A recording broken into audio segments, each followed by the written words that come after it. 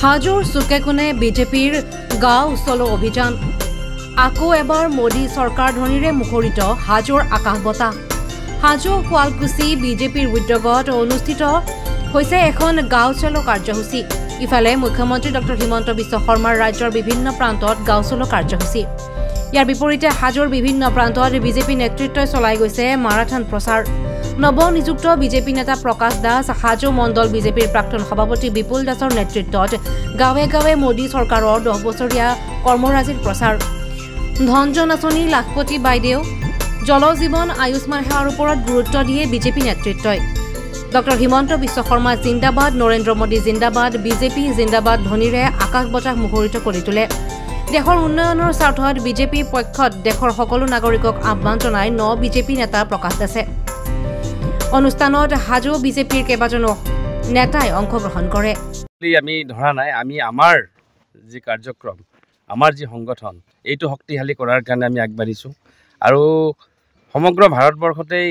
এই ধৰণৰ কাৰ্যসূচী চলি আছে তাৰে অংশ বিশেষ হিচাপে আজি আমি লাখমেতুল হালগাঁৱলৈ আহিছোঁ আৰু ইয়াত আপোনালোকে নিশ্চিতভাৱে দেখিছে যে ইয়াত বিৰোধী নাই গতিকে বিৰোধী নোহোৱাটো এইটো আমাৰ ভাৰতীয় জনতা পাৰ্টিৰ দুখ নহয় তেওঁলোকৰ নিজে নিজে তেওঁলোক নোহোৱা হৈ গৈছে কাৰণ তেখেতসকলৰ কৰ্মৰাজিয়ে তেখেতসকলক আজি এইটো পৰ্যায়লৈ ঠেলি পঠিয়াইছে আজি আমি প্ৰথমতে হালগাঁও ইয়াৰ পিছত আমি বামুণ্ডীলৈ যাম মুঠতে এই অঞ্চলটো আমি গোটেইখিনি কাম কৰি উঠি নেক্সট আমি আকৌ শুৱালকুছি অঞ্চললৈ ধাৱমান হ'ম সাংগঠনিকভাৱে জড়িত হৈ পৰিছে সমগ্ৰ ভাৰতবৰ্ষৰ লগতে অসমতো গাঁও চলো অভিযানৰ অংশ হিচাপে আজি হাজো শুৱালকুছি সমষ্টিৰ লাখ কয়াতল পঞ্চায়তৰ 137 নম্বৰ বুথত আজি গাঁও চলো অভিযানৰ আমি অংশগ্ৰহণ কৰিছোঁ ইয়াত সকলোৱে অংশগ্ৰহণ কৰিছে আৰু এই গাঁও চলো অভিযানৰ জৰিয়তে কেন্দ্ৰৰ নেতৃত্বাধীন নৰেন্দ্ৰ মোদী ডাঙৰীয়া আৰু অসমৰ মুখ্যমন্ত্ৰী অতি জনপ্ৰিয় ডক্টৰ হিমন্ত বিশ্ব শৰ্মাৰ নেতৃত্বত যি সুশাসন আৰু যি উন্নয়নৰ যি জোৱাৰ বৈছে সেই সকলো কথা জনসাধাৰণৰ ওচৰলৈ গৈ আমি ব্যক্ত কৰিছোঁ আৰু জনসাধাৰণ ইতিমধ্যে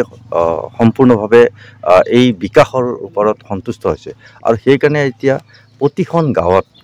যাতে ভাৰতীয় জনতা পাৰ্টিৰ কৰ্মকৰ্তাই আগন্তুক লোকসভা নিৰ্বাচনত ভোটদানৰ যি হাৰ যাতে অধিক হয় আৰু প্ৰতিটো পৰিয়ালৰ সুখ দুখৰ যাতে আমি সমভাগী হ'ব পাৰোঁ তাৰ কাৰণে প্ৰতিটো পৰিয়ালৰ ওচৰলৈ যোৱাৰ কাৰণে আমি চেষ্টা কৰিছোঁ এই বিৰোধী ৰাজনৈতিক দলৰে নেতাই হওক বা শিক্ষাৰ লগত জড়িত শিক্ষাবিদে হওক বা আন সামাজিক কাম কৰা ব্যক্তিৰ ওচৰলৈ গৈছোঁ আৰু সকলোকে আমি ভাৰতীয় জনতা পাৰ্টিক সহযোগ বিচাৰিছোঁ কাৰণ ভাৰতীয় জনতা পাৰ্টি একমাত্ৰ আজি পাৰ্টি অসমত বা ভাৰতবৰ্ষত যে একমাত্ৰ জনসাধাৰণক